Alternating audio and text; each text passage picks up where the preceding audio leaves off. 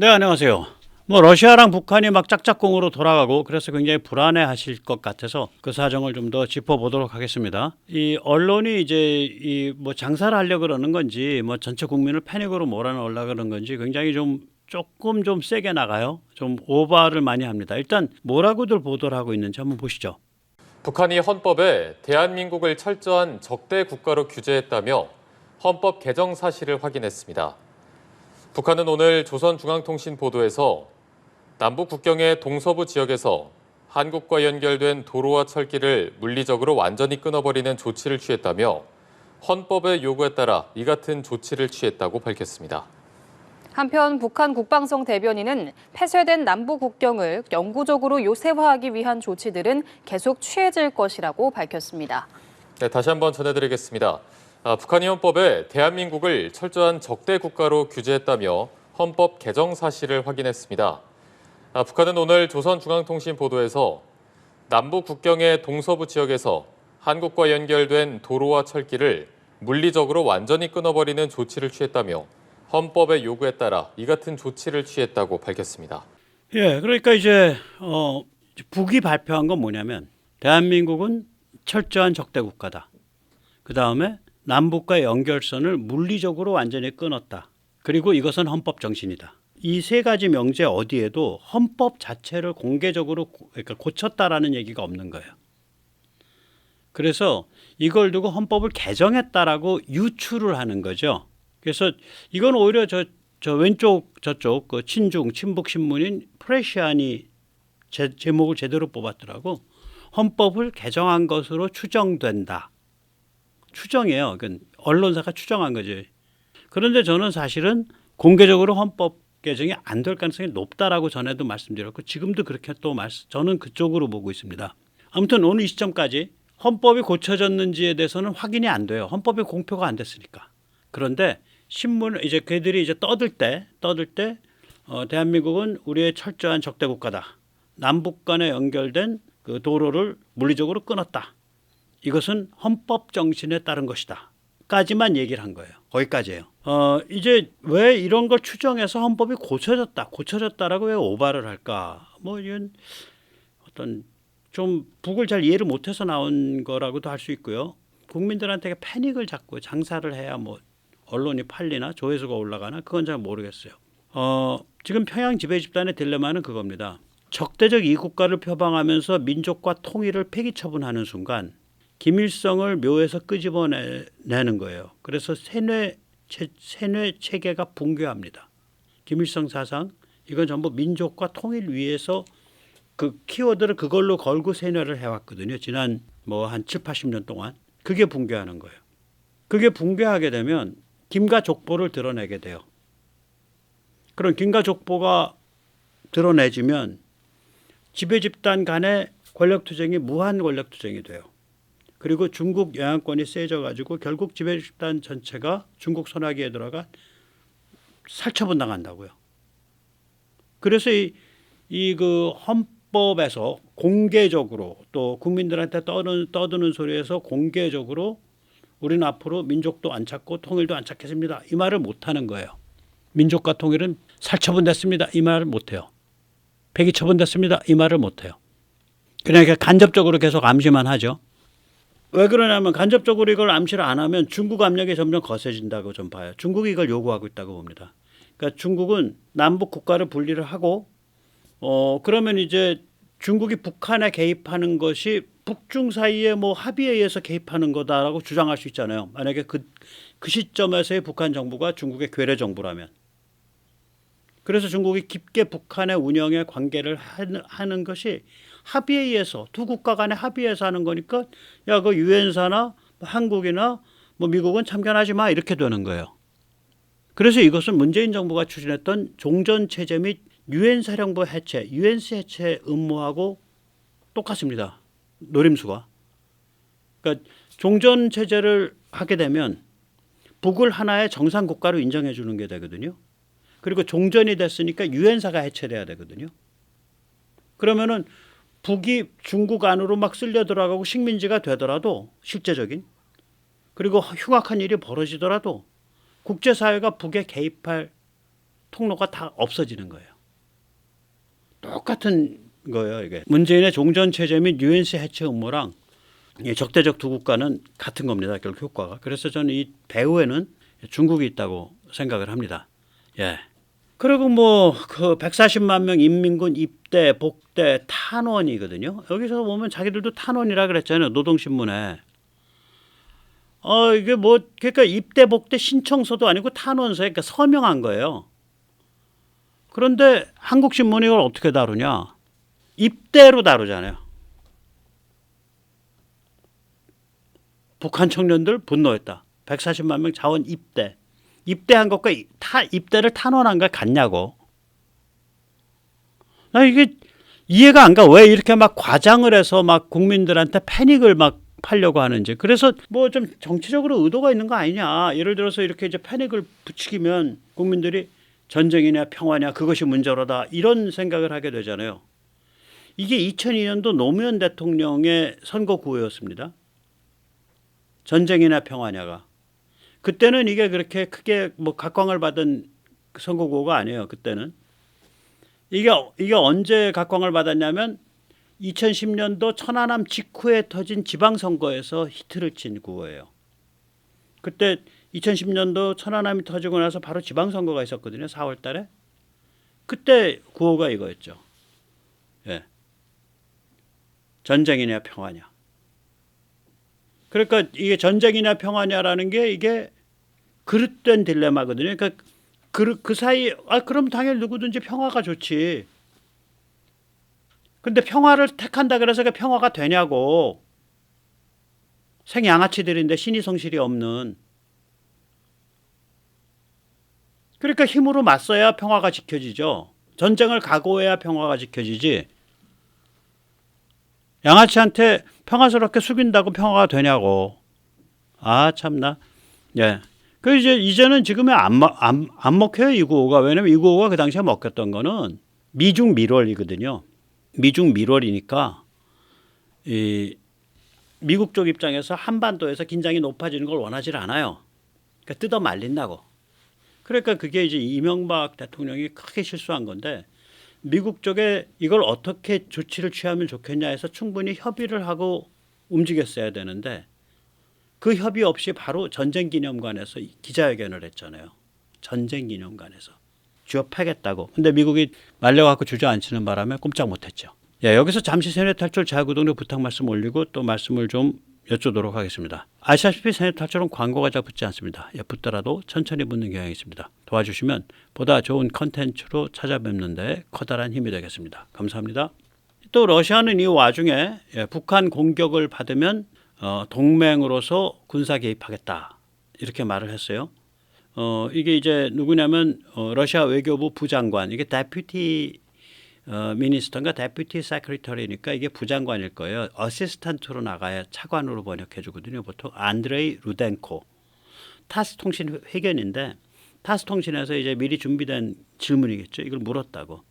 북한이 공격받으면 러시아는 어떻게 합니까? 그러니까 이 인간이 한 말이 뭐냐면 만약 조선민주주의 인민공화국에 대한 침략 행위가 벌어지면 양국의 법률 조약에 따라 모든 필요한 조치를 취할 것이다. 조약의 제3조와 제4조를 보라. 만천하에 공개되어 있다. 조약 4조는 일방이 침략을 받을 경우 타방은 군사 지원을 포함한 일체의 필요한 자원을 제공한다라고 되어 있다. 그런 말을 했어요. 타스통신과의 회견에서 엊그저께. 그러니까 이제 또 이제 말하자면 러시아에 또 사실상 실세가 또 있잖아요. 크레물린 공보비서 드미트리 페스코프. 이 사람 말을 가만히 들어보세요. 이거 보면 굉장히 우물합니다. 말도 잘 안 들리는데 아마 볼륨을 좀 키워야 될 겁니다. 예, 한번 직접 들어보시도록 하겠습니다. В договоре, собственно, формулировки, вы сами их перечислили, они не нуждаются, эти формулировки, в дальнейшем уточнении, они достаточно однозначные. Вот. Но при этом главное, наверное, что договор подразумевает действительно стратегическое углубленное сотрудничество во всех областях, в том числе и в обеспечении безопасности. Этим договором и принципами этого договора мы и наши северокорейские друзья руководствуются при дальнейшем развитии наших отношений. 예, 이 페스코프 이게 이제 이 사람도 이제 그 푸틴의 오른팔인데, 예, 그 말을 하는 거 보면 이거 우물우물하면서 뭐 조약에 그렇게 돼 있어요, 아니 그렇지 않습니까? 네, 뭐 이런 식으로 말을 하는 거예요. 그래서 좀 느낌이 이상하죠. 예, 그래서 우리가 좀 잘 들여다봐야 됩니다. 이런 일은. 저는 러시아 발언은 기본적으로 이거는 뻥카다. 북한군이 우크라이나에 투입이 뭐 그 규모는 모르겠는데 그게 10,000명인지 3,000명인지 30명인지 300명인지 북한의 무기 지원 및 북한군 우크라이나 투입에 대한 인사치레다라고 봅니다. 북이 그 정도 움직였으니까 야, 너희가 뭐 급한 일 생기면 우리가 갈게 이렇게 얘기를 당연히 해줘야죠. 그 정도지 이거는 뻥카다 이렇게 봐요. 예. 이 러시아 발언이 이제 진짜 뻥카인 이유는 한 세 가지쯤 되는데요.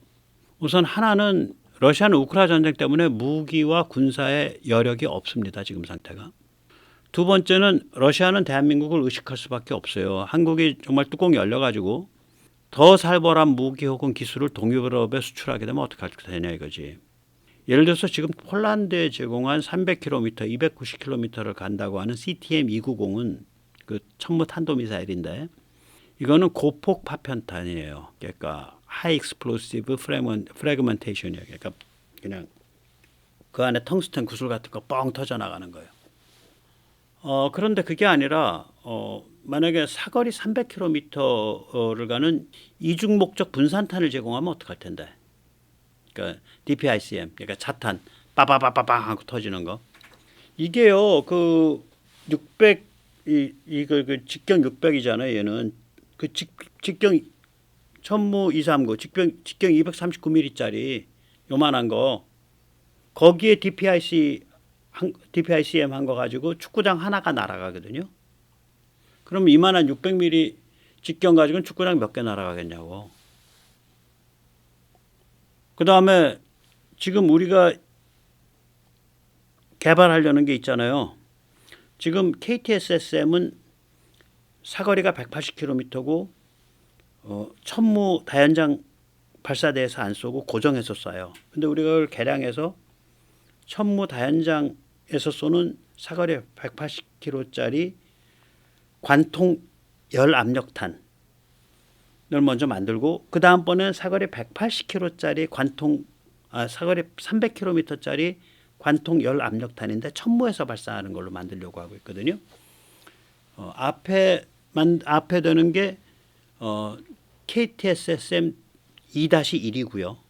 두 번째 하는 게 KTSM 2-2입니다. 그럼 KTSSM 1은 뭐냐? 지금 있는 거. 그러니까 천무가 아니라 바깥에서 고정해서 쏘는 거. KTSSM 2가 되면 이거는 천무에서 쏘는 건데 2-1은 180km 가는 관통 열압력탄이고 2-2는 300km를 가는 관통 열압력탄이에요. 관통한다는 건 이제 방카바스터 때린다는 소리고요.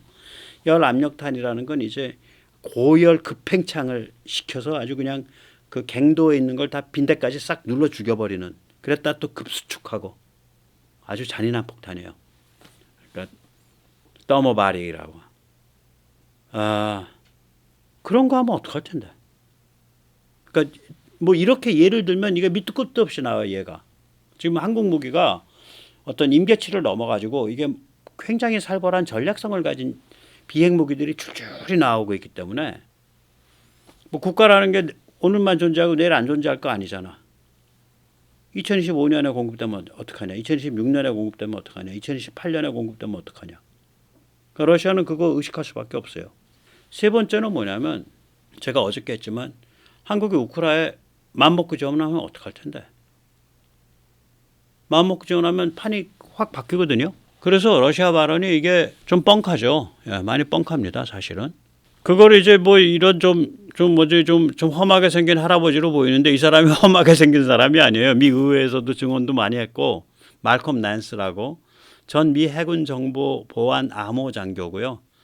또 그 상당히 그 험한 일도 많이 했습니다. 그러니까 고문, 취조 이런 것도 많이 한 사람이고 상당히 유명한 저술가예요. 이걸 영국 이제 타임스 라디오라고 영국의 그러니까 공신력이 있는 데죠. 타임스 라디오면 예, 거기서 이제 이 지금 우크라 상황에 대해서 이렇게 인터뷰를 하는데 쉽게 말씀드리면 우크라가 지금 있는 그 개발해 놓은 그 자폭 드론 한 1,000km 이상 가는 거 그거 가지고 러시아 그 군수 공장들 때려버리면 답 없다.